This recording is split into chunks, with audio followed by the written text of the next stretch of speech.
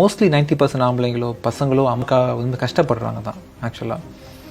பேச்சு துணைக்கு ஆள் இல்லாமல் இருக்கலாம் சம்டைம்ஸ் வீட்டில், அதனால பசங்க மறந்துட்டாங்கன்னு பெற்றவங்களும் நினைக்க வேண்டாம். ஆக்சுவலாக அவன் ஓடுறான், இன்னைக்கு காலையில் வந்து போயிருக்கான், ஈவினிங் வந்து நேரம் இல்லாமல் கை கால் பெயினோட படுத்து தூங்குறான். மறுநாள் பொண்டாட்டிக்கு பதில் சொல்கிறான். பிள்ளைங்க வந்து அப்பா கேக் வாங்கிட்டு வரலையா, அப்பா கேட்கும். ஸ்கூல் ஃபீஸ் கட்டலான்னு பொண்டாட்டி கேட்பா.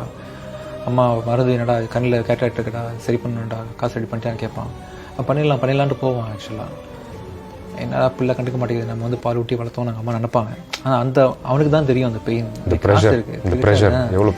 அவன் வந்து இப்படியே போயிட்டு அழுவான் தனியாக, அம்மாவுக்கு பண்ண முடியலையே, மச்சான் கடன் இருக்குமாடா, ஏதாவது காசு கிடைக்குமாடா, கிரெடிட் கார்டு கிடைக்குமா, கொடுத்துறேன் நெக்ஸ்ட் எவ்வளோ வட்டினா இப்படிலாம் பேசிகிட்டு இருக்கான். அவர் ஒவ்வொரு மனிதனும் சொசைட்டியில் உண்மைதான்.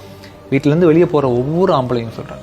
மோஸ்ட்லி ஆம்பளைங்களை பார்க்கும்போது கடினமாக தெரியும், வெளியேருந்து பார்க்கும்போது அவன் என்னமோ பெரிய அப்படி போகிறான். அப்புறம் அவங்களுக்குலாம் என்னடா நீங்கள் என்ன மாசமாக இருந்தீங்களா, பெற்றீங்களா அப்படின்ற மாதிரிலாம் கேட்பாங்க.